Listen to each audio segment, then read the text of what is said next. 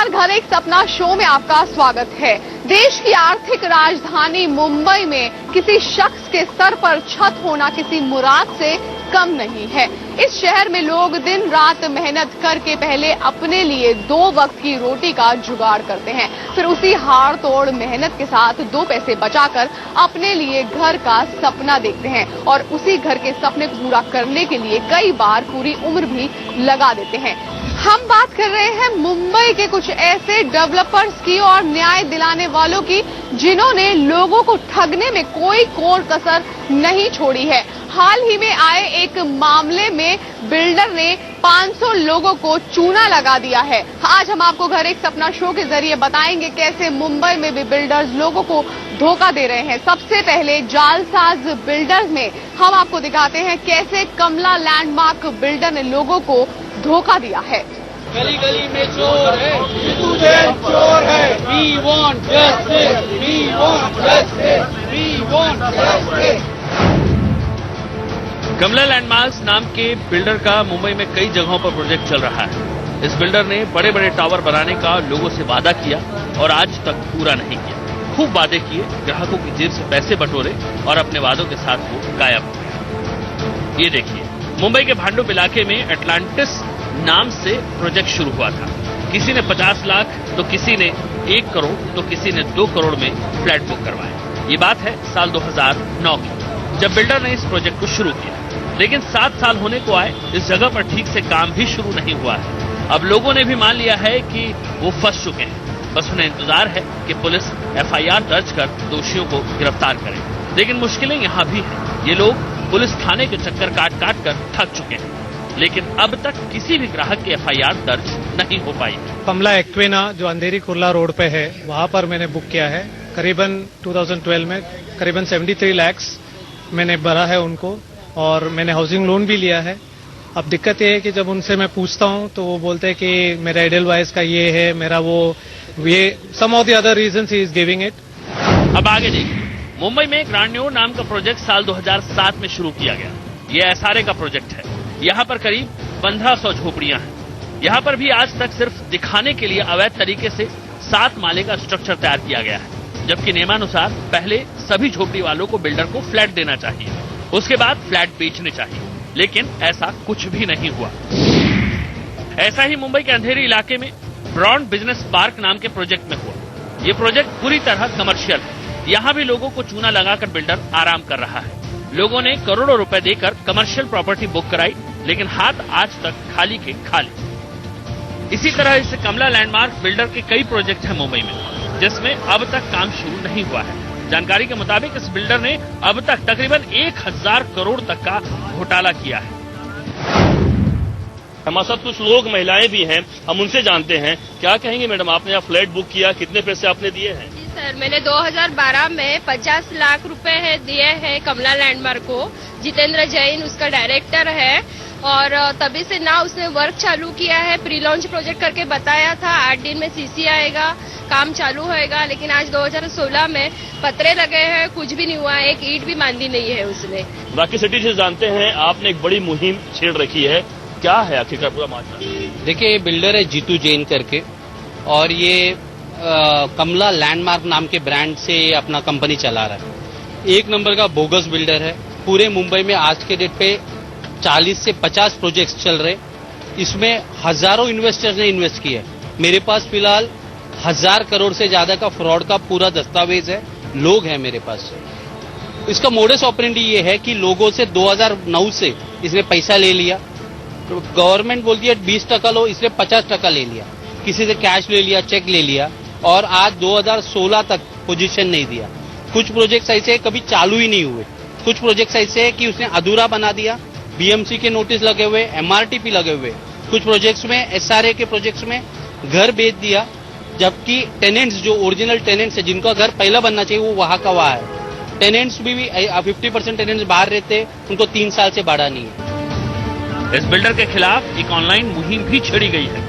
अब तक करीब 500 से अधिक लोगों ने ऑनलाइन शिकायत भी दर्ज कराई है। लेकिन सवाल है कि इतना सब कुछ होने के बाद भी ये बिल्डर कैसे खुलेआम घूम रहे हैं।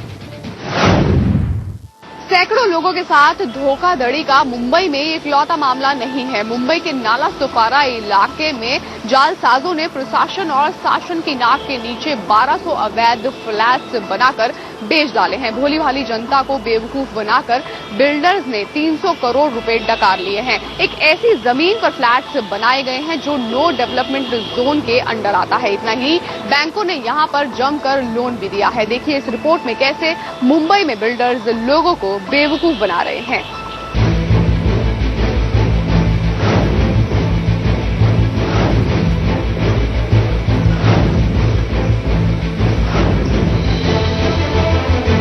सबको धोखाधड़ी किया गया है। बहुत सारी इलीगल बिल्डिंग बना के लोगों को फंसाया जा रहा है। यहाँ पे रहने वाले जो लोग हैं उनको बड़े बड़े वादे किए गए थे। यहाँ पे अभी रहते हैं लोग, लेकिन पता नहीं कैसे रह पाते हैं। नाला सुपारा वेस्ट में श्री साईं के नाम से एक बड़ी कॉलोनी बनाई जा रही है।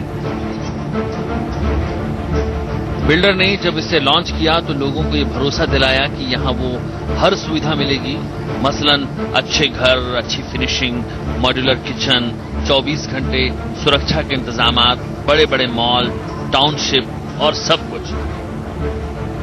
ग्राहकों को भी भरोसा हुआ। भरोसे की दूसरी वजह बिल्डर का वो वादा भी था जिसमें उसने कहा था कि 12 एकड़ में बनने वाली श्री साईं सिटी का प्लान सिडको और वसई विरार महानगर पालिका से पास हुआ है। यानी बिजली पानी की भी भविष्य में ग्राहकों को किसी तरह की कोई दिक्कत का सामना नहीं करना पड़ेगा। लेकिन अफसोस, साल 2010 में बिल्डर ने खेल खेल दिया और 1200 लोग बिल्डर के जाल में फंस गए। बिल्डर ने ग्राहकों को जाल में कैसे फंसाया, अब जरा वो सुनिए।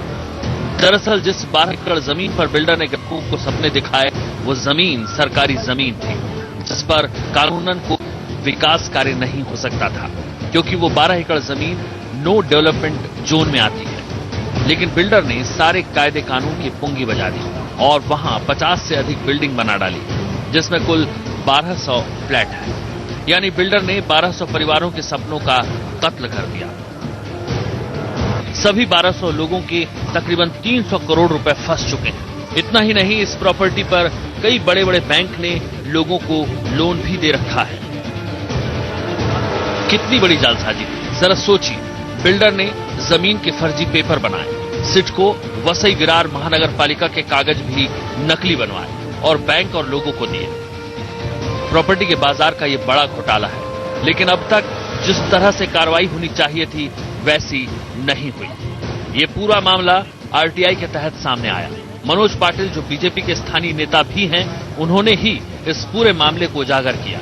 साथ ही श्री साईं सिटी में फ्लैट लेने वाली अंजलि शिंदे भी इससे अब एक बड़ी मुहिम बनाकर लड़ाई लड़ रही हैं। एक भुक्तभोगी मौजूद हैं। शिंदे मैडम, क्या कहेंगी आप, किस तरह से आप इस पूरे जंजाल में फंस गई? सर, मैंने 2014 में बुकिंग करवाया था। 2016 जून में, मतलब 2015 जून से मुझे आज पोजीशन देंगे, कल पोजीशन देंगे, ऐसा चल रहा है। जब मैं पुलिस स्टेशन गई तो उन्होंने मुझे क्या बोला कि आपको कहाँ लिख के दिया है कि पोजीशन ये टाइम पे देंगे, खाली एनसी करो, और उन्होंने हकाल दिया हमको। क्या कहेंगे साहब, आप भी किस तरह से क्या कहेंगे? आप भी एक तरह से हैं, फ्लैट ओनर हैं, बहुत डर के साए में रह रहे हैं। आपका पैसा दिया आपने, आप कर रहे हैं? हाँ, डर तो है बहुत, मतलब कुछ बोल नहीं सकते, सिर्फ पैसा मांगने का काम कर सकते हैं और कुछ नहीं। क्योंकि इतना बड़ा कॉम्प्लेक्स देख के तो हम तो ऐसे लगा नहीं था कि इतना इलीगल रहेगा या ऐसा कुछ रहेगा, लेकिन अभी ये सब पता चला है तो फिर प्रॉब्लम है। धोखाधड़ी आपके साथ भी हुआ है या फिर किस तरह से आप लोग यहाँ पे अगर एरिया में देखते होंगे, किस तरह लोग टोटल नकली काम करके नकली पेपर पैकेट्स वगैरह सब बेचे गए हैं और इन सभी को बेचने में यहाँ से लोकल प्रशासन से लेके महसूल विभाग से लेके पुलिस विभाग तक, बैंक के कर्मचारी तक सभी मिले जुले हैं। हमारे साथ मनोज पाटिल जी हैं, बीजेपी के कार्यकर्ता यहाँ पे हैं। इन्होंने ही, इनके वजह से ही यह पूरा केस सामने खासतौर से आया है। इनके ही कंप्लेन पर अब तक 63 लोगों पर एफआईआर रजिस्टर हो चुका है नाला सुपारा में। जो 63 लोग समझ सकते हैं, जो 50 बिल्डिंगें बनी हैं, इसमें सभी या तो बिल्डर हैं या तो उसमें पार्टनर है या कोई फाइनेंसर है। क्या, कैसे मालूम पड़ा मनोज जी आपको कि ये पूरा बिल्डिंग जो है यहाँ पे बन रहा है इलीगल है, और कैसे आपको मालूम पड़ा? ये इलीगल कंस्ट्रक्शन के ऊपर हम लास्ट 2 साल से झगड़ रहे हैं। पूरे यहाँ नहीं, पूरे वसई विरार में बहुत सारी इलीगल बिल्डिंग बना के लोगों को फंसाया जा रहा है। मुंबई से और बाहर से जो लोग आते हैं अपने खून पसीने की जिंदगी भर की कमाई यहाँ लगा देते हैं, और जब रहने आते हैं तो उनको पता चलता है कि ये बिल्डिंग इलीगल है, कोर्ट की ऑर्डर आती है या फिर महापालिका प्रशासन आके तोड़ जाता है, बेचारे के जो संसार है वो खुले में आ जाते हैं। तो हम लोग ये पर्टिकुलर मैटर पे 2 साल से काम कर रहे हैं, लेकिन 3 महीने के पहले हमें पूरा पता चला कि यहाँ जो डॉक्यूमेंट बनाए जा रहे हैं, रजिस्टर्ड डॉक्यूमेंट बना के लोगों को बेचा जा रहा है, और वो डॉक्यूमेंट फर्जी है। जब हम लोगों ने महानगर पालिका प्रशासन से और रजिस्ट्रेशन ऑफिस से पता चला, तो ये सब जो आरटीआई के अंदर हम लोगों ने डॉक्यूमेंट भी निकाले हैं कि जिसमें पूरा महानगर पालिका ने लिख के दिया कि यहाँ कोई भी तरीके का परमिशन नहीं है। ये बेसिकली एनडी जोन है और ये गवर्नमेंट की लैंड है। आदिवासी लोगों को खेती के लिए लैंड दी गई थी, लेकिन वो इसका इलीगल यूज के वजह से गवर्नमेंट ने वो अपने कब्जे में कर ली है। तो ये आज के दिन में 12 एकड़ जगह गवर्नमेंट लैंड है। कहा जा रहा है कि इसके पीछे राजनीतिक लोगों की भी मिलीभगत है, तभी इस तरीके से बिल्डर्स बेखौफ होकर अवैध निर्माण कर रहे हैं और आम आदमी मारा जा रहा है। घर एक सपना शो में अभी वक्त है एक छोटे से ब्रेक का। कहीं मत जाएगा, क्योंकि ब्रेक के बाद आपको दिखाएंगे घर की खरीद पर अब आपको नहीं चुकाना होगा सर्विस टैक्स। आप देखते रहिए घर एक सपना।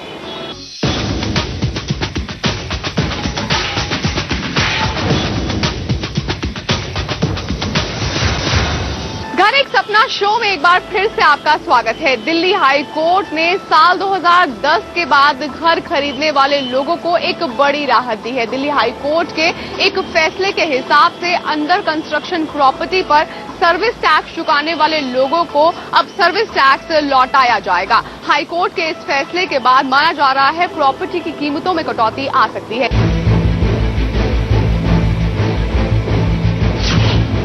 लंबे समय से सर्विस टैक्स को लेकर चल रही असमंजस की स्थिति अब साफ हो गई है। दिल्ली हाईकोर्ट के फैसले के मुताबिक अब घर खरीदने वालों से बिल्डर सर्विस टैक्स नहीं ले सकते, जो कि अब तक बिल्डर्स खरीदारों से 4.5% तक वसूल रहे थे। जो एक आम आदमी है जो कि सस्ता फ्लैट किस्तों पे लेना चाहता है लॉन्च पे, उसको सर्विस टैक्स देना पड़े, और ये गलत था। और हमारी संस्था भी यही सोचती थी, क्रेडाई ने भी यही बात प्रेजेंट की थी। अब जो ये फैसला आया है बहुत अच्छा फैसला आया है। हम आपको समझाते हैं कि घर खरीदने वालों से घर के कंस्ट्रक्शन पर कैसे और कितना सर्विस टैक्स वसूला जा रहा था।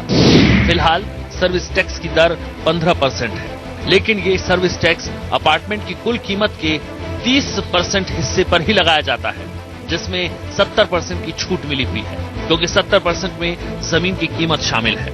इस तरह से लागू 15% सर्विस टैक्स को देखते हुए ग्राहक अपार्टमेंट की कुल कीमत पर 4.5% सर्विस टैक्स देता है। मिसाल के तौर पर घर की कीमत 50 लाख रुपए है, तो बिल्डर उस पर सर्विस टैक्स के नाम पर 4.5% यानी 2,25,000 रुपए वसूल रहा था। लेकिन कोर्ट के फैसले के बाद बिल्डर ग्राहकों से सर्विस टैक्स नहीं वसूल पाएंगे। लेकिन अब बिल्डर होम बायर से जो प्रेफरेंशियल लोकेशन चार्ज यानी पीएलसी लेते हैं, सिर्फ उस पर ही सर्विस टैक्स लगा सकते हैं। एक बात और कोर्ट ने कहा है कि अगर डेवलपर ने साल 2010 के बाद तक के घर खरीदारों से पहले ही सर्विस टैक्स वसूल लिया है, तो सरकार के रेवेन्यू डिपार्टमेंट को बायर्स को वो रकम 6% ब्याज की दर से लौटाना होगा। दरअसल फाइनेंस एक्ट 2010 में किए गए संशोधन के चलते सरकार अंडर कंस्ट्रक्शन प्रोजेक्ट वाले अपार्टमेंट्स खरीदने वालों से सर्विस टैक्स वसूलती है।